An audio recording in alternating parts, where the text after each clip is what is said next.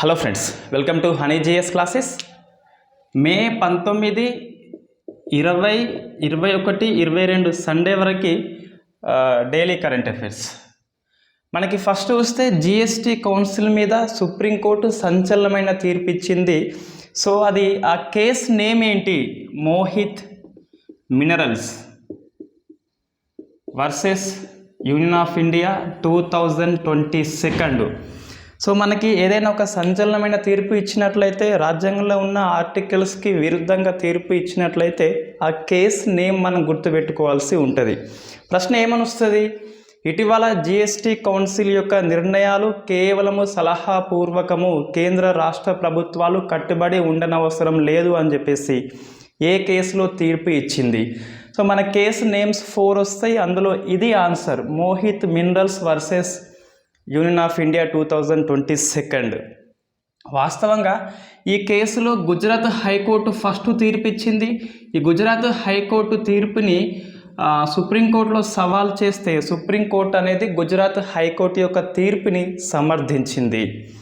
So మనం చూస్తే case ఏంటి అంటే, ఈ సముద్ర సరుకు ఏదైతే ఉంటుందో, ఈ సముద్ర సరుకుని మనం ఇంపోర్ట్ చేసుకున్నప్పుడు ఆల్రెడీ దాని మీద ఈ ఎక్సైజ్ డ్యూటీ అనేది విధిస్తుంది. సో తిరిగి ఆ సరుకుని ఇతర రాష్ట్రాలకు రవాణా చేసినప్పుడు ఐజిఎస్టీ అని చెప్పేసి ఇంటర్ స్టేట్ జిఎస్టీ అనేది విధిస్తుండ్రు. సో ఇక 2 times జిఎస్టీ వస్తుంది కాబట్టి ఇది లేకుండా ఉండాలని చెప్పేసి ఈ మోహిత్ మినరల్స్ వాళ్ళు గుజరాత్ హైకోర్టులో కేసు వేస్తే, జిఎస్టీ కౌన్సిల్ యొక్క నిర్ణయాలు కేవలం సలహాపూర్వకం మాత్రమే, కేంద్ర రాష్ట్ర ప్రభుత్వాలు పట్టించుకోని అవసరం లేదు అని చెప్పేసి మనకి తీర్పు చెప్పింది గుజరాత్ హైకోర్టు. సో దీనిని సుప్రీంకోర్టులో సవాల్ చేస్తే సుప్రీంకోర్టు సమర్థించింది. సో మనకి ఇది సందర్భం. ఈ సందర్భం కంటే ఈ కేసు యొక్క ఇంపార్టెన్స్ ఏంటి అంటే, మనకి 101వ రాజ్యాంగ సవరణ చట్టము ద్వారా ఒక 2 ఆర్టికల్స్ మనకి రాజ్యాంగంలో ఇన్సర్ట్ చేయబడ్డాయి. సో 246 ఏ ఆర్టికల్, 279 ఏ ఆర్టికల్. 246 ఏ ఏంటిదంటే, కేంద్ర రాష్ట్ర ఆర్థిక సంబంధాల గురించి పేర్కొంటుంది. ఎవరి జాబితాలో ఉన్న అంశాల మీద వాళ్ళు చట్టం చేయవచ్చు. సో 246 ఏ ప్రకారము ఒక వస్తువు మీద సెంట్రల్ గవర్నమెంట్ పన్ను విధించవచ్చు, రాష్ట్ర ప్రభుత్వం కూడా పన్ను విధించవచ్చు అని చెప్పేసి 246 ఏ చెప్తుంది. రాష్ట్ర జాబితా, కేంద్ర జాబితా, ఉమ్మడి జాబితా అని చెప్పేసి మనకి అధికారాల విభజన జరిగింది as per 7th schedule. So దానిలో భాగంగా 246 ఏ ఆర్టికల్ ఎవరి జాబితాలో ఉన్న అంశం మీద వాళ్ళు చట్టము చేయవచ్చు. 279 ఏ అంటే జిఎస్టీ కౌన్సిల్ గురించి పేర్కొంటుంది. జిఎస్టీ కౌన్సిల్ను ఏర్పాటు చేసేది రాష్ట్రపతి. దీనికి ఆర్థిక శాఖ మంత్రి, మినిస్ట్రీ ఆఫ్ ఎకనామిక్ అఫైర్స్ అనేటోళ్ళు చైర్మన్గా ఉంటారు. మనకి తెలుసు ఆల్రెడీ 279 ఏ మనం నెంబర్ ఆఫ్ టైం డిస్కస్ చేసినాం. సో ఇంతవరకు ఉన్న అంశం ఏంటి అంటే, 279 ఏ ప్రకారము జిఎస్టీ కౌన్సిల్ ఎటువంటి నిర్ణయం తీసుకున్నా కేంద్ర రాష్ట్ర ప్రభుత్వాలు సచ్చినట్టు పాటించాల్సిందే, binding on state and central governments. So దీన్ని సుప్రీంకోర్టు కొట్టిపడేసింది. సుప్రీంకోర్టు జిఎస్టీ కౌన్సిల్ను రద్దు చేయలేదు, మైండ్లో పెట్టుకోవాలి, రద్దు చేయలేదు. ఏమన్నదంటే, జిఎస్టీ కౌన్సిల్ యొక్క డిసిషన్స్ ఏవైతే ఉన్నాయో ఆ మీటింగ్ పెట్టుకొని అవి కేవలము ఒప్పించే విలువ కలిగి ఉంటాయి, పర్స్యూసివ్ విలువ అంటారు దీన్ని.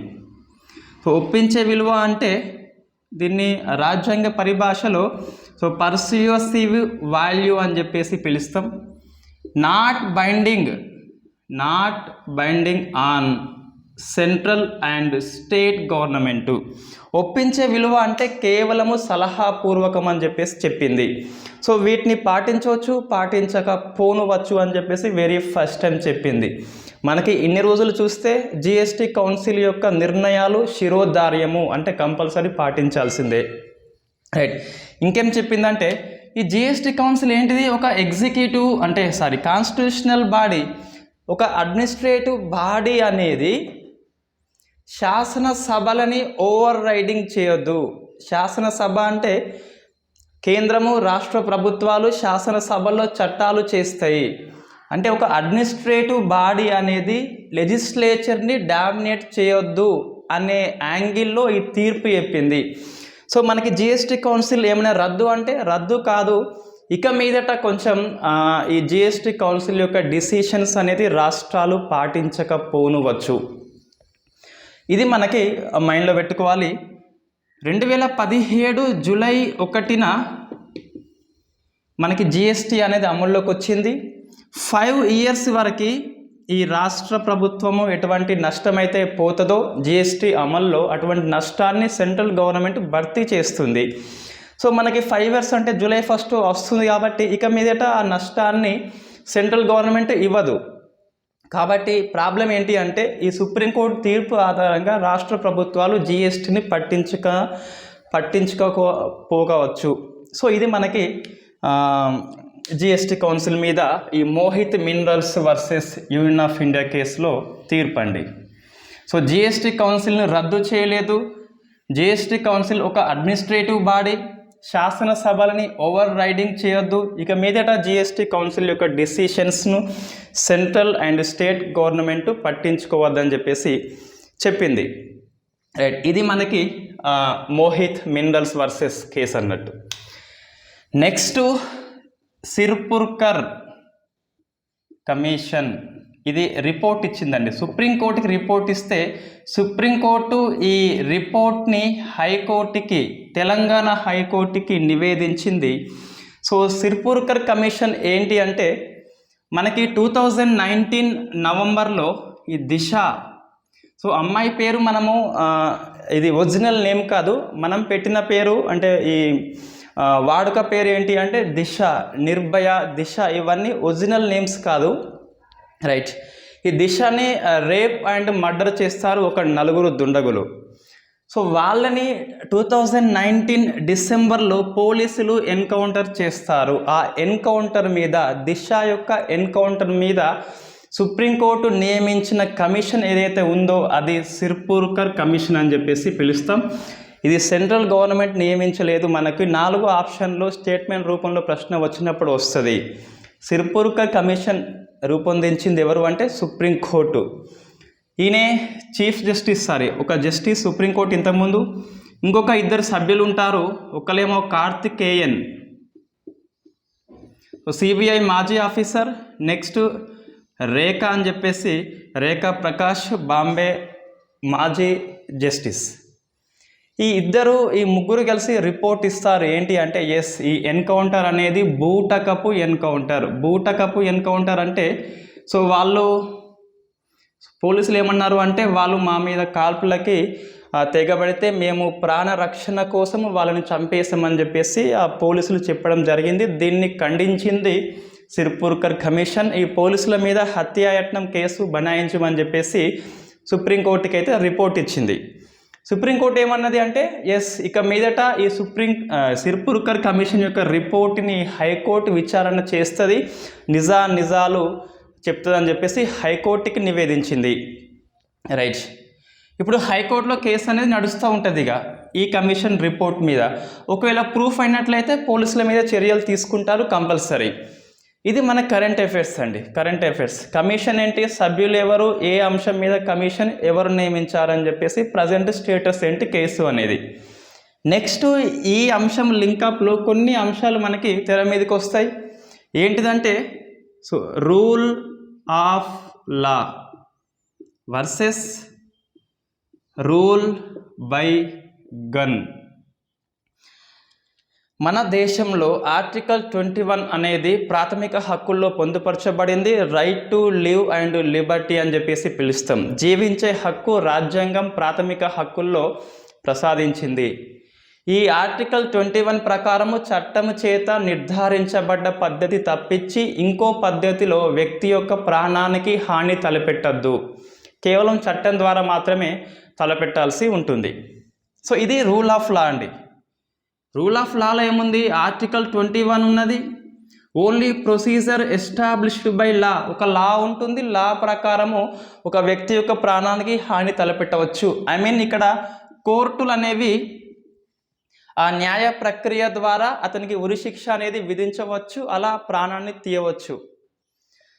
మనకి ఈ ఆర్టికల్ 21 ప్రకారం ఏంటి అంటే రేరెస్ట్ ఆఫ్ రేర్ కేసెస్లో, అత్యంత అరుదైన కేసులోనే మరణశిక్ష విధించాలని చెప్పేసి ఒక డాక్ట్రిన్ ఆఫ్ ఈ ఆర్టికల్ 21 అనేది సుప్రీంకోర్టు అనేది ఒక కేసులో Bachchan Singh, so Bachchan Singh versus state of Punjab కేసులో, ఈ మన కేసు ఏంటి ఆ పూర్వపురాలు ఇక్కడ అవసరం లేదు, మనకి రెగ్యులర్ పాలిటీ క్లాసులో వస్తుంది. ఈ కేసులో రేరెస్ట్ ఆఫ్ రేర్ కేసులో, అత్యంత అరుదైన కేసులో మాత్రమే ఉరిశిక్ష విధించాలని చెప్పి సిద్ధాంతాన్ని ప్రతిపాదించింది హైకోర్టు, సుప్రీంకోర్టు అనేది. రైట్, ఇది రూల్ ఆఫ్ లా అండి. ఇట్లా చంపాలి వ్యక్తిని.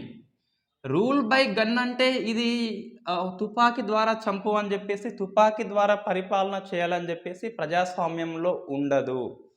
సో ఇది ఏంటిదంటే ఇన్స్టాంట్ జస్టిస్, సత్వర న్యాయం అని చెప్పేసి పిలుస్తాం.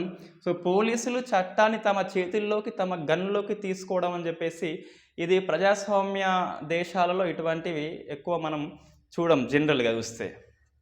రైట్, ఇది ఫస్ట్ క్వశ్చన్ అండి, rule of law versus rule by gun అని చెప్పేసి. సెకండ్ది మనకి సెపరేషన్ ఆఫ్ పవర్స్ ఉన్నాయి. So separation of powers, so అధికారాలు వేరు చేయబడ్డాయి 3 శాఖల మధ్య. లెజిస్లేటివ్ బాడీ శాసనము చేస్తుంది, ఎగ్జిక్యూటివ్ బాడీ అని చెప్పేసి శాసనాన్ని అమలు చేస్తుంది. సో జ్యుడిషియరీ అనేది ఆ శాసనాల అమలుని పర్యవేక్షణ చేస్తుంది, జ్యుడిషియల్ రివ్యూ చేస్తుంది. మన పోలీస్ వ్యవస్థ అనేది ఎగ్జిక్యూటివ్ బాడీ కిందకి వస్తుంది. వీళ్ళు ఏం చేయాలి? చట్టాన్ని అమలు చేయాలి. సో చట్టం ఏంటి? రూల్ ఆఫ్ లా ఏంటి? ఆర్టికల్ 21. ఆర్టికల్ 21ని అమలు చేయాలి. బట్ ఇక్కడ జ్యుడిషియరీ ప్రక్రియ ఇక్కడ చేపట్టొద్దు. రైట్, ఇదేంటి అంటే మనకి ఎక్స్ట్రా జ్యుడిషియల్ కిల్లింగ్ అని చెప్పి చెప్తున్నాం దీన్ని. So instant justice, extra judicial killings అంటే చంపితే జ్యుడిషియరీ తీర్పు ద్వారా చంపాలి. ఇక్కడ జ్యుడిషియరీ చంపలేదు కాబట్టి దీన్ని ఎక్స్ట్రా జ్యుడిషియల్ కిల్లింగ్ అని చెప్పేసి చెప్తున్నాం. నెక్స్ట్ మనకి ఆర్టికల్ 50 ఉంది. ఆర్టికల్ 50 ఏముందంటే ఎగ్జిక్యూటివ్ అనేది జ్యుడిషియరీ నుంచి సెపరేట్ చేయబడ్డది. సో న్యాయశాఖని ఎగ్జిక్యూటివ్ బాడీ నుంచి సెపరేట్ చేస్తారు ఫర్ ఇండిపెండెంట్ జ్యుడిషియరీ కోసము. సో దీని ప్రకారము పోలీస్ వ్యవస్థ అనేది తన విధులని అతిక్రమించింది అని చెప్పేసి చెప్పొచ్చు. ఒకవేళ ఈ రిపోర్ట్ నిజమైతే మనం మైండ్లో పెట్టుకోవాలి. రిపోర్ట్ ఇప్పుడు జస్ట్ రిపోర్ట్ ఇచ్చింది, రిపోర్ట్ నిజమా లేదా అని చెప్పేసి హైకోర్టు చెప్పాలి. ఎన్కౌంటర్ బూటకమా నిజమా అని చెప్పేసి హైకోర్టు చెప్పాలి. ఇది మనం మైండ్లో పెట్టుకోవాల్సి ఉంటుంది. రైట్, మన హెడ్డింగ్ చూస్తే పేపర్లలో ఇదే నిజం అన్నట్టు ఇస్తున్నారు. నో, ఇంకా మనకి హైకోర్టు అనేది విచారణ చేయాల్సి ఉంటుంది. మీరు కామెంట్లో చేయండి, ఇటువంటి ఎన్కౌంటర్స్కి ప్రజా ఆమోదం ఎందుకున్నది? సో జనరల్గా పబ్లిక్ యాక్సెప్టెన్స్ అనేది 100% ఉన్నది. వాస్తవంగా ఈ రేప్ అండ్ మర్డర్ అనేది చాలా నీచంగా జరిగింది కాబట్టి వీళ్ళకి బ్రతికే హక్కు లేదు, 100% వాస్తవం. సో ఈ బ్రతికే హక్కు లేదు కానీ అది కోర్టు నిర్ధారించాలి, ఇటువంటి పని చేయొద్దని చెప్పేసి మనమైతే ఆన్సర్ రాయాల్సి ఉంటుంది. రైట్, వాళ్ళకి ఉరిశిక్ష వేయవచ్చు, 100% వేయవచ్చు. రైట్, ఎందుకు ఇటువంటి ప్రజల్లో ఆవేశం వస్తుంది? ఇటువంటి సంఘటనలు జరిగినప్పుడు మన పోలీస్ నేర నిర్ధారిత వ్యవస్థ అనేది చాలా స్లోగా ఉంటుంది. సో టెక్నాలజీ ఉపయోగించుకొని ఫాస్ట్ చేయాలి. కోర్టుల్లో కేసు అనేది సత్వరంగా పరిష్కారం కాకపోవడం వల్ల, చాలా రోజులు సాగదీత వల్ల అంత ఓపిక ఉండదు కాబట్టి ఇటువంటి ఇన్స్టాంట్ జస్టిస్కి ప్రజా ఆమోదం అనేది ఉంటుంది. రైట్, మనం యాజ్ పర్ పబ్లిక్ సర్వెంట్స్గా ఇటువంటి ఎక్స్ట్రా జ్యుడిషియల్ కిల్లింగ్స్ని ఇప్పుడే చెప్పలేం. ఒకవేళ ప్రూఫ్ అయినట్లయితే ఎక్స్ట్రా జ్యుడిషియల్ కిల్లింగ్స్ మనం సమర్థించొద్దు. సో నెక్స్ట్ ఇది జ్ఞానవాపి. దీన్ని ఇంగ్లీష్లో అయితే జ్ఞానవాపి అని చెప్పేసి పిలుస్తాం. ఈ జ్ఞానవాపిలో ఇటీవల శివలింగం బయటపడింది, మనం డిస్కస్ చేసాం. కాకుంటే జస్ట్ దీన్ని ఈ బాబ్రీ మసీద్తో కొంతమంది పోల్చి రాస్తున్నారు కాబట్టి సో మనకు కొంచెం ఐడియా ఉండాలి యాజ్ పర్ ఆస్పిరెంట్స్గా. సో బాబ్రీ మసీద్ కేసు ఏంటి, అయోధ్య కేసు ఇది పెద్ద తీర్పు మనకి అవసరం లేదు. బట్ ఈ బాబ్రీ మసీద్ ఏంటి అంటే దీన్ని 1992లో కూల్చి పడేస్తారు. ఇక్కడ 1949లో రామ్ లాలా అని చెప్పేసి ఒక బాలరాముని విగ్రహం కనిపిస్తుంది. రామ్ లాలా విగ్రహం. నేను కోర్టు తీర్పు బ్రీఫ్గా చెప్తున్నా. సో ఈ బాబ్రీ మసీద్ ప్లేస్లో అయోధ్యలో రామాలయం కడుతున్నారు ప్రజెంట్ సుప్రీంకోర్టు తీర్పు ప్రకారము. ఆ తీర్పు ఏంటి అంటే 1949లో బాబ్రీ మసీద్ లోపల రామ్లాలా విగ్రహము ప్రత్యక్షంగా కనబడింది. ఎవరో పెట్టారు, అది తప్పు అని చెప్పేసి చెప్పింది. రామ్లాలా విగ్రహాన్ని అక్కడ ఉంచడం మసీదుని అపవిత్రం చేయడం అని చెప్పేసి చెప్పింది. ఎస్ చెప్పింది. నెక్స్ట్ బాబ్రీ మసీదు కూల్చివేత చట్ట విరుద్ధం అని చెప్పింది. బట్ లాస్ట్కి ఫైనల్లీ బాబ్రీ మసీద్ దగ్గర అయోధ్యలో రామాలయం కట్టాలి, అదే అయోధ్య లోపల బాబ్రీ మసీద్ కోసము స్థలం కేటాయించాలి. ఇరు వర్గాలని ఈ తీర్పు అనేది అసంతృప్తికి గురి చేయలేదు. నేనేమంటున్నా, అసంతృప్తికి గురి చేయలేదు అంటే సంతృప్తి అని కాదు, బట్ ఇక్కడ సంతృప్తికి హద్దు అనేది ఉండదు, అసంతృప్తికి పరిమితి అనేది ఉంటుంది. కాబట్టి ఇరు వర్గాలకి తీర్పు అనేది సమ్మతమే. సో మెజారిటీ పీపుల్స్ని తీర్పు సమర్థించింది కాబట్టి సో మనకి దీనికి ఇది చూస్తే ఇక్కడనేమో రామ్లాల కనిపించింది, ఇక్కడ శివలింగం కనిపించింది. రైట్. నెక్స్ట్ ఇవి రెండు కూడా అపవిత్రం అని చెప్పేసి సుప్రీంకోర్టు అయితే చెప్పింది. సో ఇక్కడ దీన్ని బ్యాన్ చేసింది, ఆ ప్లేస్లో ఎటువంటి ప్రార్థనలు వద్దు అని చెప్పేసి. దీనికి 1991 ప్లేసెస్ ఆఫ్ వర్షిప్ యాక్ట్ అనేది వర్తింప చేయలేదు. ఏంటి 1991 ప్రార్థన స్థలాల చట్టం అంటే బాబ్రీ మసీదు కూల్చివేత అనంతరము అప్పటి పివి నరసింహారావు ప్రభుత్వం అనేది 1991లో ఈ చట్టం తీసుకురాబడి దీని ప్రకారము 1947 ఆగస్టు 15 నాడు ఒక దేవాలయము, ఒక మసీద్, ఒక చర్చి ఎలా ఉంటే అలాగే ఉండాలి, దాన్ని మార్చొద్దని చెప్పేసి ఈ చట్ట ప్రకారం బాబ్రీ మసీద్ లాగానే ఉండాలి. బట్ ఈ చట్టాన్ని ఎందుకు వర్తింప చేయలేదు అంటే చట్టంలో కొన్ని మినహాయింపులు ఉన్నాయి. చట్టం రాకముందు ఒక కోర్టు కేసు నడుస్తూ ఉంటే దానికి వర్తించదు. సో బాబ్రీ మసీద్ కేసు అనేది 1940s నుంచే ఉంది కాబట్టి వర్తింప చేయలేదు. ఈ చట్టము ఇంకొక దానికి మినహాయింపు ఉంది. ఏంటిదంటే యాజ్ పర్ ఆమ్సర్ యాక్ట్ అనేది ఉంటుంది 1958. దీని కింద ఆర్కియాలజీ సర్వే ఆఫ్ ఇండియా ఒక కట్టడాన్ని రక్షిత ప్రదేశంగా నిర్వహిస్తే దానికి కూడా ఈ ప్లేసెస్ ఆఫ్ వర్షిప్ యాక్ట్ అనేది వర్తించదు. ఏంటిది అంటే యాన్సెంట్ మోన్యుమెంట్స్ సైట్స్ అని చెప్పేసి దీన్ని పిలుస్తాం చట్టాన్ని. అంటే పురాతన బిల్డింగ్స్ అనేవి రక్షిస్తుంది ఆర్కియాలజీ సర్వే ఆఫ్ ఇండియా. దీని కింద ఒక దేవాలయం తీసుకుంటే దానికి వర్తించదు. రైట్. ఇక్కడ చూస్తే ఈ గ్యాన్ వ్యాప్ మసీద్ అనేది 1991 కంటే ముందు కేసు లేదు. ఇది ఏ ఆమ్సర్ కింద 1958 కింద లేదు కాబట్టి దీనికి 1991 చట్టము దాదాపుగా వర్తిస్తుంది. కాబట్టి దీన్ని కూలగొట్టి మళ్ళా ఈ శివాలయం కట్టేది లేదు అని చెప్పేసి మనం చెప్పొచ్చు. రైట్. ఇంకొకటి చూస్తే ఇక్కడ కాంట్రవర్సీ ఏంటి అంటే బాబ్రీ మసీద్ అప్పటికే కూల్చివేయబడింది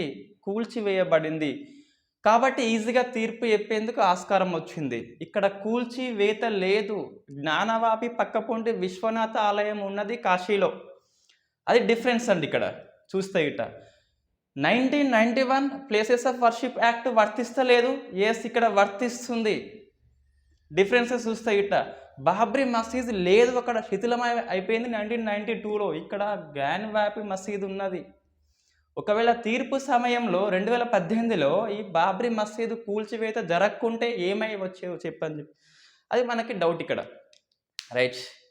ఇది మనం కాంట్రవర్సీ కాకుండా జస్ట్ యాజ్ పర్ యాక్ట్ ప్రకారం మనం దీన్ని అధ్యయనం చేయాల్సి ఉంటుంది. జస్ట్ నేను ఎందుకు చెప్తున్నా అంటే ఇదే మనకి ఒకవేళ ప్రశ్న వస్తే ఆన్సర్ రాసేటప్పుడు కొంచెం మంచిగా రాయాల్సి ఉంటుంది. అంతేగాని ఏది రాముడు శివాలయం తెచ్చాడు, శివుడు కృష్ణుని తీసుకొస్తాడా లాంటి మెసేజ్లు మనం రాయొద్దు. ఇది రామ జన్మభూమి, కృష్ణ జన్మభూమి, ఇవన్నీ ఇప్పుడు పబ్లిక్లో కాంట్రవర్సీ అయిపోయినాయి. సో మనకి దీని మీద ఎక్కువ డిస్కషన్ జరుగుతుంది. మనం కూడా జనరల్గా ఏం చేస్తామంటే నిరుద్యోగం కానీ, పేదరికం కానీ, ద్రవ్యోల్బణం కానీ, ఎఫ్డిఐ తగ్గడం కానీ రూపాయి విలువ పతనం కానీ ఇవి మీద మనం ఎక్కువ మాట్లాడుకోం బయట గిట మీటింగ్స్ పెట్టుకుంటే ఛాయ్ దగ్గర మందు దగ్గర. జనరల్గా ఇవి మనకు ఎక్కువ ఆకర్షణ చేస్తాయి, బట్ మనం అటువైపు అట్రాక్ట్ కావద్దు. So next Delhi lieutenant governor Anil Baijal రాజీనామా చేశాడు. సో రాజీనామా వ్యక్తిగత కారణాలతో. మనకు ప్రశ్న ఏమొస్తుంది, రాజీనామా లెఫ్టినెంట్ గవర్నర్ ఎవరికి ఇవ్వాలి అంటే సెంట్రల్ గవర్నమెంట్ కాదు, రాష్ట్రపతికి ఇవ్వాలి. ఎందుకు రాష్ట్రపతికి అంటే సో నియమించింది రాష్ట్రపతి కాబట్టి రాజీనామా రాష్ట్రపతికే ఇవ్వాల్సి ఉంటుంది. ఇది మనకి ఒక ఆర్టికల్ మనకి వార్తల్లో వస్తుంది 239AA అని చెప్పేసి. ఈ ఆర్టికల్ ఏంటి అంటే 69th కాన్స్టిట్యూషనల్ అమెండ్మెంట్ యాక్ట్ ద్వారా వచ్చింది. దీని ప్రకారం ఢిల్లీకి శాసనసభ ఉంటుంది. శాసనసభ అంటే అసెంబ్లీ ఉంటుంది కాబట్టి జనరల్గా ఎలక్షన్స్ జరుగుతాయి కాబట్టి మనం ప్రభుత్వాన్ని ఎన్నుకుంటాం. సో కౌన్సిల్ ఆఫ్ మినిస్టర్స్ ఉంటారు, హెడెడ్ బై సీఎం అని చెప్పేసి. So headed by CM. ముఖ్యమంత్రి అధ్యక్షతన మంత్రిమండలి ఉంటుంది. ఢిల్లీకి శాసనసభ ఉంది కాబట్టి. సో నెక్స్ట్ లెఫ్టినెంట్ గవర్నర్ ఉంటాడు. లెఫ్టినెంట్ గవర్నర్ని రాష్ట్రపతి నియమిస్తాడు. ఈ కౌన్సిల్ ఆఫ్ మినిస్టర్స్ యొక్క ఎయిడ్ అండ్ అడ్వైజ్ మీద ఈ లెఫ్టినెంట్ గవర్నర్ పనిచేయాల్సి ఉంటుంది.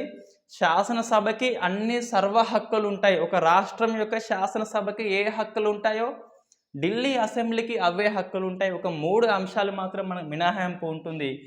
ల్యాండ్ ఒకటి, అంటే ల్యాండ్ మీద చట్టం చేయలేదు, సెంట్రల్ గవర్నమెంట్ పార్లమెంట్ చేయాల్సి ఉంటుంది. So police matters and public order అని చెప్పేసి, పబ్లిక్ ఆర్డర్, ప్రజాశాంతి, పోలీస్ వ్యవస్థ 2 దాదాపు ఒకటే. సో ల్యాండ్ భూమి అంశాల్లో అధికారం లేదు. మిగతా అంశాల్లో మాత్రం లెఫ్టినెంట్ గవర్నరు ఈ కౌన్సిల్ ఆఫ్ మినిస్టర్స్ యొక్క సలహా మీద పనిచేయాల్సి ఉంటుంది. సలహాతో ఎప్పుడైనా విభేదిస్తే అప్పుడు రాష్ట్రపతికి నివేదించవచ్చు. రాష్ట్రపతి ఏం చెప్తే అది లెఫ్టినెంట్ గవర్నర్ చేయాల్సి ఉంటుంది. ఎప్పుడైనా అంటే ఎప్పుడు అని కాదు అని చెప్పేసి ఇటీవల సుప్రీంకోర్టు అయితే చెప్పింది. సో లెఫ్టినెంట్ గవర్నర్ సమన్వయం చేసుకోవాలి. ఈ లెఫ్టినెంట్ గవర్నర్ అనిల్ బైజాల్ టైంలో ఢిల్లీ ప్రభుత్వము కేజ్రీవాల్కి ఈ అనిల్ బైజల్కి మధ్య ఒక కోల్డ్ వార్ జరిగింది. మొత్తం మీద వ్యక్తిగత కారణాలతో అయితే అతను రాజీనామా చేయడము జరిగింది. సో మనకి వార్తల్లో ఉన్న ఆర్టికల్స్ గుర్తుపెట్టుకోవాలి compulsory. Next hi-tech assembly. So hi-tech assembly అంటే అసెంబ్లీలో పేపర్ లెస్ అని చెప్పేసి.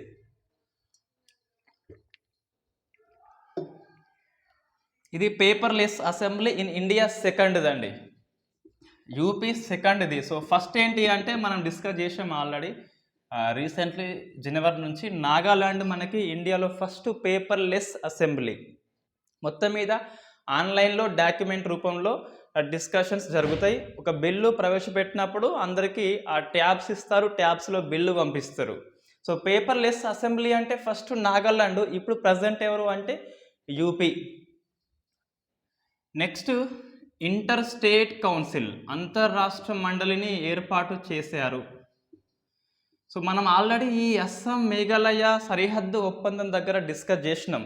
ఇంటర్ స్టేట్ కౌన్సిల్ 263 ఆర్టికల్ అని చెప్పేసి, దీన్ని రాష్ట్రపతి ఎట్ ఎనీ టైంలో ఏర్పాటు చేయవచ్చు. అంటే రాజ్యాంగబద్ధ సంస్థ కానీ శాశ్వతం కానీ రాజ్యాంగబద్ధ సంస్థ అని చెప్పేసి మనం డిస్కస్ చేసాం. ఈ ఇంటర్ స్టేట్ కౌన్సిల్కి ఎవరు చైర్మన్ అంటే ప్రధానమంత్రి. ఇంటర్ స్టేట్ కౌన్సిల్ యొక్క స్థాయి సంఘానికి ఎవరు అంటే హోంమంత్రి అమిత్ షా అని చెప్పేసి. మీరు ఆ వీడియో చూస్తే అర్థమవుతుంది. ఇంటర్ స్టేట్ కౌన్సిల్ సభ్యులు ఎవరు అంటే రాష్ట్రాల ముఖ్యమంత్రులు, ఆ యూటీ యొక్క పాలనా ఆఫీసర్సు, రాష్ట్రపతి పాలన ఉంటే అక్కడి గవర్నర్సు, హోంమంత్రితో సహా మొత్తం 6 మంత్రులు ఉండవచ్చు. మిగతా వాళ్ళు ఒక శాశ్వతంగా ఆహ్వానితులు ఉంటారు, 4 నుంచి 6 మెంబర్స్ అని చెప్పేసి మనం డిస్కస్ చేసినాం already. Inter state council 263 article రాజ్యాంగబద్ధ సంస్థ. నెక్స్ట్ ఎకనామీ అండి. సో న్యూ డెవలప్మెంట్ బ్యాంక్ అని చెప్పేసి, ఇది బ్రిక్స్ బ్యాంకు. సో బ్రిక్స్ అంటే Brazil, Russia, India, China, South Africa అని చెప్పేసి 5 దేశాల ఉమ్మడి బ్యాంకు న్యూ డెవలప్మెంట్ బ్యాంక్ అనేది. దీని యొక్క హెడ్ క్వార్టర్ వాస్తవంగా షాంఘైలో ఉంది. సో ఇది షాంఘై అంటే చైనా అని చెప్పేసి పిలుస్తాం మనం. దీని ప్రాంతీయ కార్యాలయము రీజనల్ హెడ్ క్వార్టర్ వచ్చేసి మన ఇండియాలో గుజరాత్లో ఏర్పాటు చేశారు. ఇది ఇంపార్టెంట్. న్యూ డెవలప్మెంట్ బ్యాంక్ యొక్క ప్రాంతీయ కార్యాలయం ఎక్కడ అంటే ఇండియాలో గుజరాత్. ఈ ప్రాంతీయ కార్యాలయం దేనికోసం అంటే ఇండియా అండ్ బంగ్లాదేశ్ కోసము. అంటే న్యూ డెవలప్మెంట్ బ్యాంక్ ద్వారా ఇండియా కానీ బంగ్లాదేశ్లో ఎటువంటి ప్రాజెక్టు చేపడతారో ఆ ప్రాజెక్టుకి ఫండ్ ఇవ్వడము, నిధులు ఇవ్వడము, దాంతోపాటు ఆ నిధుల పర్యవేక్షణ ఆర్గనైజ్ చేయడము. సో 2 విధులు ఈ ప్రాంతీయ కార్యాలయం అనేది నిర్వర్తిస్తుంది. సో మనం గుర్తుపెట్టుకోవాలి, న్యూ డెవలప్మెంట్ బ్యాంక్ అంటే ఇది బ్రిక్స్కి సంబంధించింది. మనకి ప్రశ్న వస్తుంది, న్యూ డెవలప్మెంట్ బ్యాంక్ అనేది దేనికి సంబంధించింది? యుఎన్ఓ, లేకుంటే Shanghai cooperation organisation, Africa union, లేదా బ్రిక్స్ అని చెప్పేసి ఇట్లా మనకి ప్రశ్న వస్తుంది, వచ్చింది కూడా. సో మనకి ఏంటి అంటే ఆన్సర్ బ్రిక్స్ అని చెప్పేసి మనం చెప్తాము. సో ఇది మనకి ఎకనామీలో ఫస్ట్ న్యూ డెవలప్మెంట్ బ్యాంక్ అని చెప్పేసి.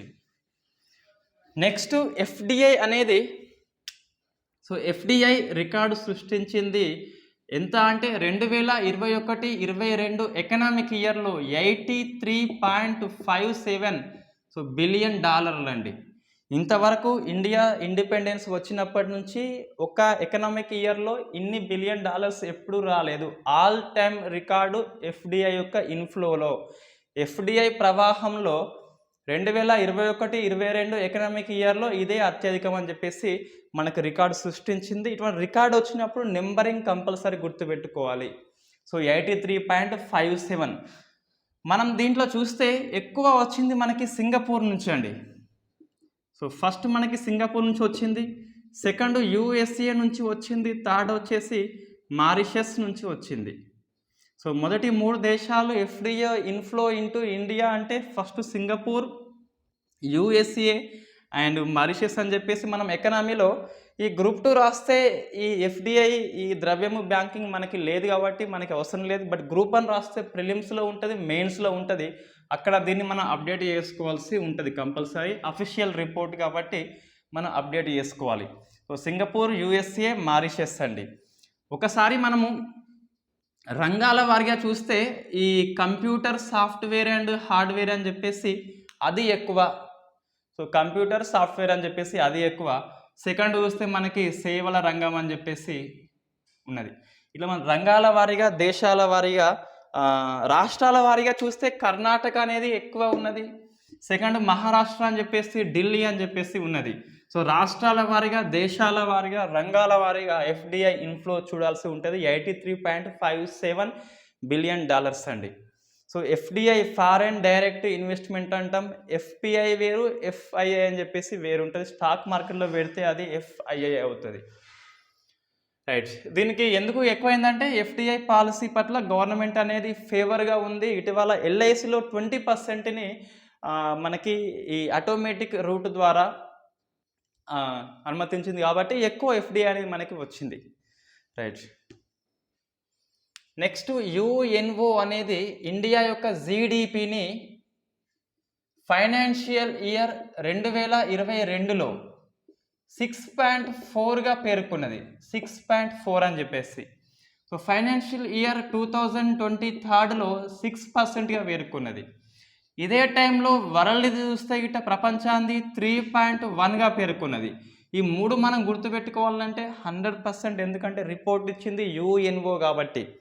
సో యుఎన్ఓ అంతకుముందు 6.7 అన్నది, ఇప్పుడు 6.4 అంటుంది, తగ్గించింది. అయినప్పటికీ ప్రపంచంలోనే అత్యధిక ఆర్థిక వృద్ధి rate, so highest GDP in world అంటే ఇండియా అండి. సో మనకి ప్రశ్న స్టేట్మెంట్ రూపంలో వస్తుంది. ఫైనాన్షియల్ ఇయర్ 2022 యుఎన్ఓ అనేది భారత ఆర్థిక వృద్ధి రేటుని 1 తగ్గించింది. ప్రపంచంలోనే అత్యధిక ఆర్థిక వృద్ధి రేటు అంటే సో ఆన్సర్ 1 and 2 అండి. ఇది తగ్గించింది, అయినప్పటికీ ఎక్కువ వృద్ధి రేటు మనదే. అట్లా మనం రెండింటిని కలిపి చదువుకోవాల్సి ఉంటుంది. నెక్స్ట్ ఆర్బీఐ అనేది ఒక 30,307 కోట్లని అంటే ఆర్బీఐకి ఒక ఇయర్‌లో సర్‌ప్లస్ ఫండ్ వస్తది. మిగులు ధనం వచ్చినప్పుడు గవర్నమెంట్‌కి అది ట్రాన్స్‌ఫర్ చేస్తది. 2021, 22లో 30,307,00,00,000ని అటు పంపించింది సర్‌ప్లస్ ఫండ్ అని జెప్పేసి. ఆర్‌బీఐ ఖర్చులేముంటాయంటే, ఈ నోట్ల కరెన్సీ ముద్రణ, ఈ ఎంపీసీ మీటింగ్‌కు ఇవి మెయింటైన్ చేసేందుకు అయ్యే ఖర్చు తప్పించి ఎక్కువ ఖర్చంటూ ఏముండదు గాబట్టి, ప్రతి ఇయర్ సర్‌ప్లస్ ఫండ్ వస్తది. సో, 30,000,00,00,000ని సుమారుగా గవర్నమెంట్‌కి ట్రాన్స్‌ఫర్ చేసింది. రైట్. నెక్స్ట్ మనకి రూపాయి విలువ అనేది మళ్ళా ఒకటి హై టైమ్‌ని క్రియేట్ చేసింది. ఆల్ టైమ్ హై 77.72 డాలర్స్‌తో పోలిస్తే $1 ఈజ్ ఈక్వల్ టు 77.72 అని చెప్పేసి. ఇది మే 19 అండి. డేట్ గుర్తుపెట్టుకోవాలి. మే 19న. సో, ఇది హైయెస్ట్ మనకి రూపాయి విలువ పతనమైంది. గరిష్టం ఇంకా చాలా కనిష్ట స్థాయికి పడిపోయింది జీవిత కాలానికి. రైట్. ఎందుకు అంటే మనం ఆల్రెడీ డిస్కస్ చేసాం ఆల్రెడీ. సో, ఈ రష్యా, ఉక్రెయిన్ యుద్ధం అని చెప్పేసి చమురు ధరలు ఎక్కువ అవ్వడము, ఈ కమోడిటీస్ వస్తువు ధరలు ఎక్కువ కావడము, ద్రవ్యోల్బణం పెరిగిపోవడము, ఈ అమెరికాలో ఈ ఫెడరల్ బ్యాంక్ అనేది ఇంట్రెస్ట్ రేట్‌ని పెంచింది కాబట్టి, ఇంట్రెస్ట్ రేట్ తక్కువ ఉన్నప్పుడు మన దగ్గర వాళ్ళు అక్కడ అప్పు చేసి మనకు ఇన్వెస్ట్‌మెంట్ చేస్తారు డాలర్స్‌ని. సో, వాళ్ళు రేటు పెంచిండ్రు కాబట్టి మళ్ళీ ఇంట్రెస్ట్ రేట్ ఎక్కువ అని చెప్పేసి మన డాలర్స్‌ని తీసుకుపోయి వాళ్ళ బ్యాంకులో మళ్ళీ తిరిగి పెట్టేసిళ్ళు. సో, ఇది కొన్ని మన కారణాలు. బంగారం దిగుమతులు ఎక్కువైనాయని చెప్పేసి ఇవన్నీ మనం డిస్కస్ చేసినాం ఆల్రెడీ. ఇప్పుడు ఏం చేయాలంటే ఆర్బీఐ అనేది డాలర్స్‌ని ఆర్థిక వ్యవస్థలోకి పంపిస్తే డాలర్స్ ఎక్కువ కనిపించి, సో, డాలర్స్ విలువ మళ్ళీ తిరిగి పడిపోతది. రైట్. ఇది మనం డిస్కస్ చేసినాం మళ్ళీ రూపాయి పతనం గురించి. మనకి గ్రూప్ 1 మెయిన్స్ ప్రశ్న వస్తదండి కంపల్సరీ అది. సైన్స్ అండ్ టెక్నాలజీ చూస్తే ఎన్ఈఏ, ఎస్ఎంఎస్ఆర్ అండ్ విక్రమ్-1 ఇవి 2 మనకి వార్తల్లో ఉన్నాయి. 2 కూడా తొలి క్షిపణి, తొలి రాకెట్ ఇంజన్ ఒక రకంగా.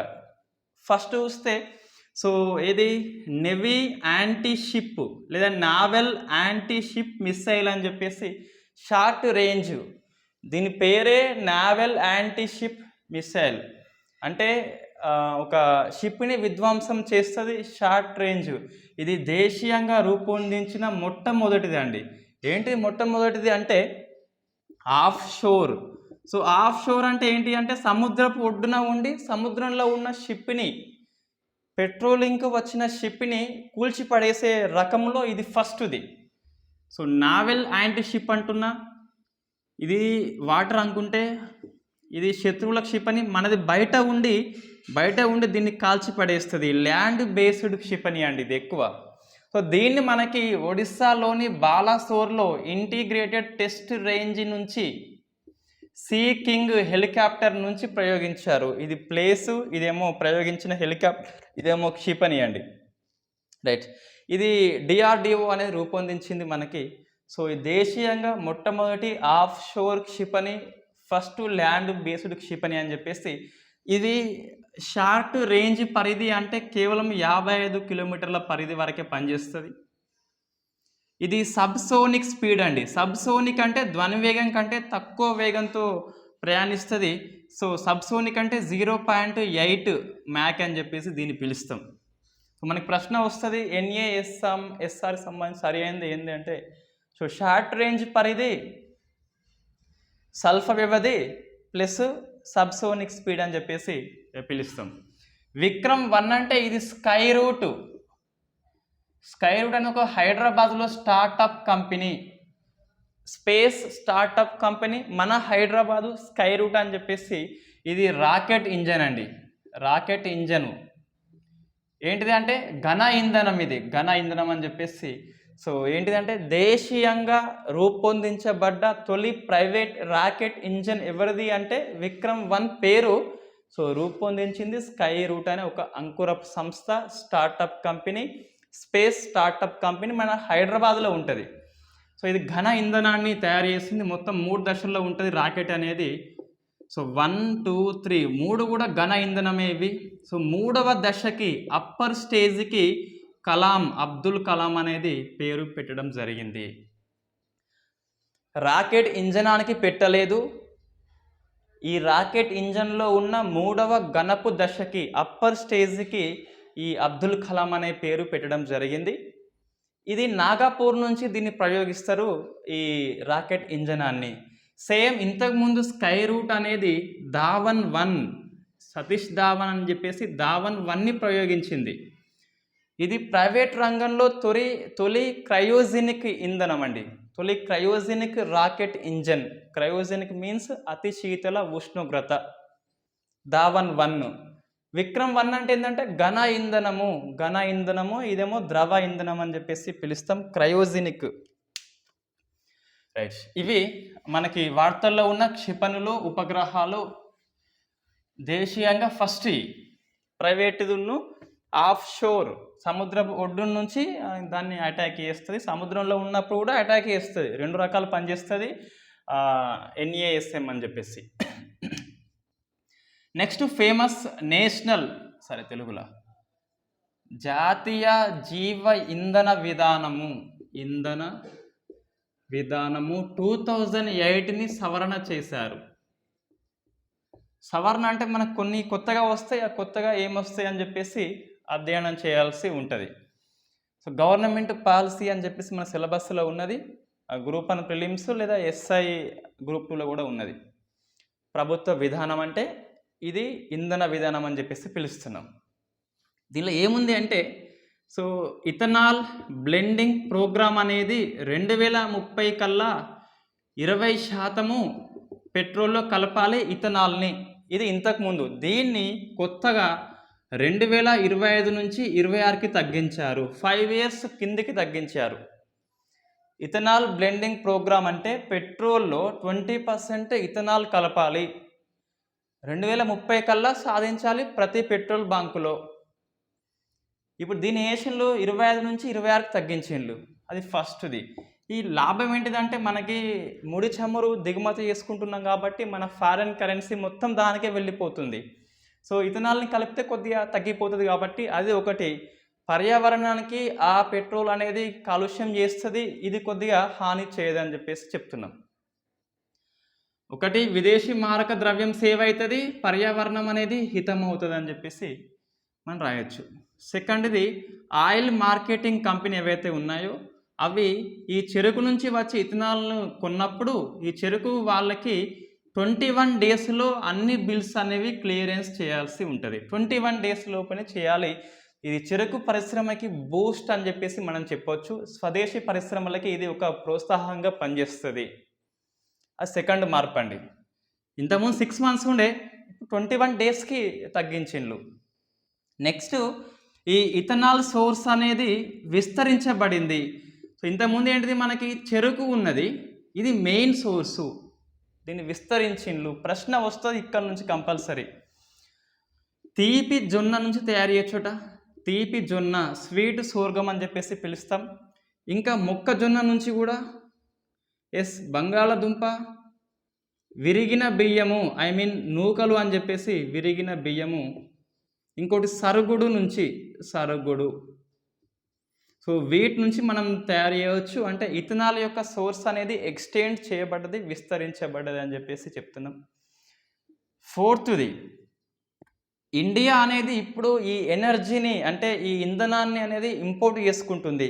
బట్ 2047 కల్లా ఇండిపెండెంట్ ఎనర్జీ స్టేటస్ పొందాలి. అంటే ఎటువంటి పెట్రోల్ని, ఎటువంటి శక్తి వనరులని దిగుమతి చేసుకోవద్దు, ఇండియా తయారు చేసుకోవాలని చెప్పేసి ఇది మేక్ ఇన్ ఇండియాకి బూస్ట్ అండి. ఇవన్నీ చూస్తాయి ఇట్ట. సో చెరకు పరిశ్రమకి వృద్ధి, దీంతో పాటు మిగతా రంగాలకు కూడా ఈ ఇథనాల్ సోర్స్ ఇచ్చినట్లయితే వాళ్ళకు కూడా కొంచెం ఇప్పుడు నూకల సమస్య ఉంది కాబట్టి సో నూకలతోని దీన్ని తయారు చేస్తే ఈజీగా ఉంటుంది అన్నట్టు. ఇది మనకి 4 చేంజెస్ వచ్చినాయి నేషనల్ బయోఫ్యూయల్ పాలసీ 2018లో. Next pollution and health report. ఈ రిపోర్ట్ని ఇచ్చింది ఎవరంటే లాన్సెట్ ప్లానిటరీ హెల్త్ అనే సంస్థ, అమెరికా సంస్థ. So pollution and health report అనేది ఇచ్చింది. ఏంటిది కాలుష్యం అండ్ ఆరోగ్య నివేదిక అని చెప్పేసి లాన్సెట్ వాళ్ళు ఇచ్చిండ్రు. సో మనకి రిపోర్ట్ అనేది వెరీ ఇంపార్టెంట్ అండి. ప్రపంచంలో మొత్తం మీద పొల్యూషన్ కాలుష్యం ఆధారంగా 90 లక్షల మంది మరణిస్తున్నారు. మన డాటా గుర్తుపెట్టుకోవాలి. ఈ పొల్యూషన్లో ఎక్కువ వచ్చేది ఎయిర్ పొల్యూషన్. సో ఎయిర్ పొల్యూషన్లో 45 lakhs మరణిస్తున్నారు. ఆల్మోస్ట్ 1/2 అనేది 90 లక్షలంటే 6 మరణిస్తే ఒక్కరు ఆ కాలుష్యం కారణంగా మరణిస్తున్నారు. అందులో ఎక్కువ అంటే ఎయిర్ పొల్యూషన్ అని చెప్పేసి పిలుస్తున్నాం. సో సెకండ్ది రసాయనిక కాలుష్యం అని చెప్పేసి ఉన్నది. ఇందులో కూడా సీసం ద్వారా ఎక్కువ చనిపోతున్నారు. ఈ 17 lakhs ఎంత ఉంది, ఈ సీసం ద్వారా 9 lakhs చనిపోతున్నారు. ఈ నెంబరింగ్ అవసరం లేదు, బట్ మనకి సీసం కారణంగా ఎక్కువ మంది చనిపోతున్నారు అని చెప్పేసి గుర్తుపెట్టుకోవాలి. రైట్, ఇది ప్రపంచవ్యాప్తంగా ఉన్న రిపోర్టు. ఇండియా పాయింట్ ఆఫ్ వ్యూలో చూస్తే, సో ఇండియాలో ఈ ఎయిర్ పొల్యూషన్ ప్రకారము 16.7 lakhs, ఆల్మోస్ట్ 17 lakhs మరణిస్తున్నారు. ప్రపంచంలోనే అత్యధికంగా వాయు కాలుష్యం ద్వారా మరణించే వారిలో ఇండియా ప్రథమ స్థానం ఆక్రమించింది కాబట్టి మనం గుర్తుపెట్టుకోవాల్సి ఉంటుంది. సో ఇండియా ఎయిర్ పొల్యూషన్ అనేది 16.7 lakhs మరణిస్తున్నారు. ఇందులో కూడా గంగా సింధు మైదానం ఏదైతే ఉందో, సో గంగా సింధు మైదానం ఏరియాలో ఉన్న ప్రాంతాల్లోనే ఎక్కువ. ఇన్ఫ్యాక్ట్ ఢిల్లీ కాకుండా యూపీలో ఎక్కువ మరణిస్తున్నారు ఎయిర్ పొల్యూషన్ ఫలితంగా. ఇది మన ఇక్కడ గుర్తుపెట్టుకోవాల్సి ఉంటుంది, యూపీ అని చెప్పేసి. అది ఇండియా యొక్క పాయింట్ ఆఫ్ వ్యూలో ఇట్లా. అది కూడా ఈ ఎయిర్ పొల్యూషన్ కారణం ఏంటి అంటే ఎక్కువ బయోమాస్ని కాల్చడం అని చెప్పేసి, బొగ్గుని కాల్చడము, పంటలన్నీ కాల్చడము. అవి వరుసగా 3 ఉన్నాయి. ఆ 3 మనం గుర్తుపెట్టుకోవాల్సి ఉంటుంది కంపల్సరీ. ఇటువంటి రిపోర్ట్ వచ్చినప్పుడు కాలుష్యం మీద, పర్యావరణం మీద మనకు ప్రశ్న వస్తుంది. ఇటీవల ఇండియాలో ఎక్కువ మంది ఏ కాలుష్యం ద్వారా మరణిస్తున్నారు? ధ్వని కాలుష్యం, వాయు కాలుష్యం, జల కాలుష్యము, భూగర్భ కాలుష్యం అని చెప్పేసి. వాయు కాలుష్యం మనకి ఆన్సర్ వస్తుంది. ఇటీవల ఏ రసాయనం ద్వారా ఎక్కువ అంటే సీసం ద్వారా అని చెప్పేసి. ఇటువంటి ప్రశ్నలు లోతుగా అడిగేందుకు ఎక్కువ అవకాశం అయితే ఉంటుంది. లేకుంటే ఇందులో ఈ క్రింది వాటిలో ఏ చర్య ద్వారా ఎక్కువ వాయు కాలుష్యం వస్తుంది అని చెప్పేసి మనకు ప్రశ్న వస్తుంది.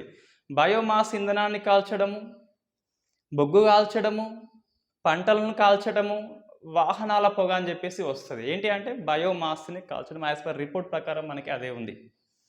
రైట్, అది ఆ రిపోర్ట్ అండి. నెక్స్ట్ స్పోర్ట్స్ చూస్తే నిఖత్ జరీన్, తెలంగాణ బిడ్డ ఈమె. సో వరల్డ్ ఛాంపియన్ బాక్సింగ్లో స్వర్ణం సాధించిన 6th లేడీ అండి. ఇండియా నుంచి చూస్తే నాట్ ఫస్ట్. సో తెలుగు అమ్మాయిలో చూస్తే ఫస్ట్, బట్ ఇండియా మొత్తంలో చూస్తే 6th అన్నట్టు. 6th లేడీ ఈమె. సో మనకి మేరీ కోమ్ ఎక్కువసార్లు బాక్సింగ్లో స్వర్ణం గెలుస్తుంది. అటువంటి మేరీ కోమ్ను ఓడించింది ఈమె ఒకప్పుడు నిఖత్ జరీన్, మన తెలంగాణ బిడ్డ. ఈమె ఈ టర్కీలో జరిగింది బాక్సింగ్ అని చెప్పేసి, అందులో గెలుస్తుంది. ఇది మనం గుర్తుపెట్టుకోవాలి. 2011లో కూడా జూనియర్ ఛాంపియన్షిప్లో స్వర్ణం సాధించింది. అది కూడా టర్కీలో జరిగింది. సో నెక్స్ట్ ఈ చదువుకోండి మీరు. డెఫ్ ఒలింపిక్స్ అని చెప్పేసి మనకు బ్రెజిల్లో జరిగినాయండి, డెఫ్ ఒలింపిక్స్. సో మనం ఇది నెగ్లెన్స్ చేస్తున్నాం. మనం ప్రశ్న రావచ్చు ఇక్కడ నుంచి. ఇండియా ప్లేస్ ఏంటి అంటే 9th ప్లేస్లో ఉంది. 8 స్వర్ణము, 1 సిల్వరు, ఇంకొక 8 బ్రాంజ్ మనకి రావడం జరిగింది. సో ఈ 8 ఎవరని చెప్పేసి మనం గుర్తుపెట్టుకోవాలి. ధనుష్, శ్రీకాంత్కి అయితే 2 స్వర్ణాలు వచ్చినాయి. సో ఇంకా ఎవరని చెప్పేసి అవి మనం చదువుకోవాల్సి ఉంటుంది. ఇక్కడ ఈ ఉక్రెయిన్ అనేది ఫస్ట్ ప్లేస్లో వచ్చింది, ఉక్రెయిన్ అని చెప్పేసి ఇది. ఇంకా తెలంగాణ అంశాలు కొన్ని మిగతాయి ఉన్నాయి. సో మొగులయ్యే పద్మశ్రీ వెనక్కిస్తా అని చెప్పేసి చెప్పిండు. అటువంటి కొన్ని అంశాలు ఉన్నాయి. సో అవి నేను పీడిఎఫ్లో ఇస్తా. ఫ్యాక్ట్ బిట్ ఒకటి చదువుకోండి, ఈజీగా ఉంటుంది. Thank you very much.